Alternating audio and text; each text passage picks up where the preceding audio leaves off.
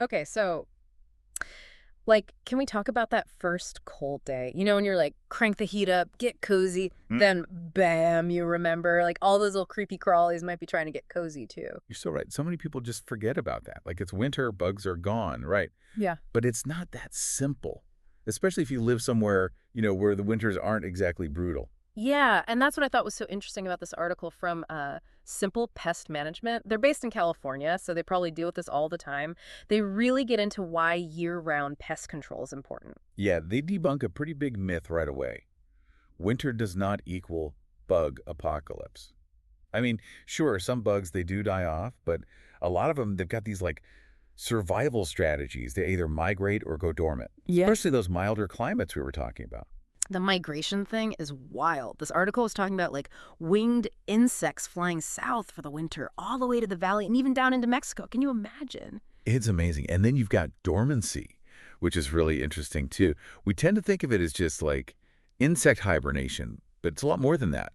Like bees, for example, they all huddle together in the hive, right? Queen bees in the middle. Huh. And get this, they vibrate their wing muscles to generate heat. They actually like control the temperature in there. How cool is that? Wow, I had no idea they were that organized. But now I'm kind of picturing my attic like this giant heated bug hotel.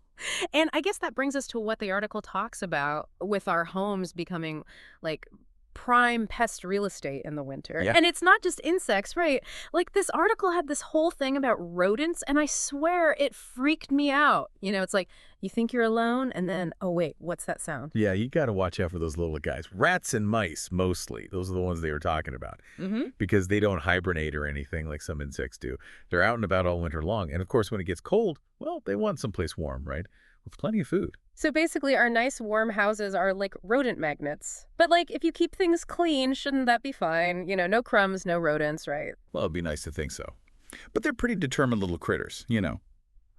What's really interesting is what the article says about them breeding in spring.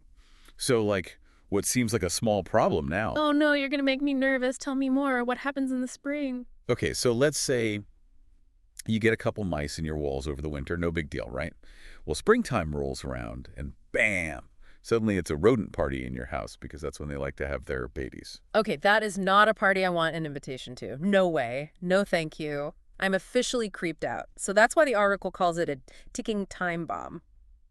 But how are they even getting in? It's not like I'm leaving the back door open all day. Well, I mean, it doesn't take much. But you know what's funny? This article, it had this whole analogy about gutters. It was saying, think of them like highways for pests. Oh, see, now that is an image I did not need in my head. But yeah, okay, it makes sense. All the leaves and gunk that gets stuck up there, it's like a bridge right up to your house, right? Exactly. And once they're up there, it's a quick hop to your attic, or maybe they squeeze under the eaves. The article said they can fit through a hole the size of a dime. That's all it takes. So we're talking teeny tiny creatures finding teeny tiny holes, and all of a sudden, huge problem. It's Mhm. kind of scary when you think about it, although this article did mention something about customized pest control. Like it's not all doom and gloom, right? What does that even mean? It means you got to be proactive. That's what the article was getting at. Like, Yeah. you don't just nuke your whole house at the first sign of a bug. It's more about like figuring out what pests you might get in your area and then being smart about looking for those weak spots they could get in. So more like preventing a problem instead of freaking out once it's already a disaster. Exactly. So let's say a pest control person comes out in winter. They can really take their time, check everything out, find those little holes, seal them up tight. They might even see things that like you or I wouldn't even notice. Which makes sense, right? Because we were talking about how even a couple mice in the winter, that can turn into a lot of mice come spring. And that's why the article called it an investment. Yeah, You yeah. spend a little now and you could save yourself a ton of stress and money later. Okay, so basically, we don't have to spend all winter totally paranoid about bugs moving in. We just have to be smart about it. Yeah. Learn a little bit, be prepared, and you can relax and enjoy your cozy winter. So true. And you know what? That gives me an idea. We were talking about all those little entry points, right? Things we might not even realize. Hmm. I think that's something for everyone to think about. What are some spots around your house that might need a closer look?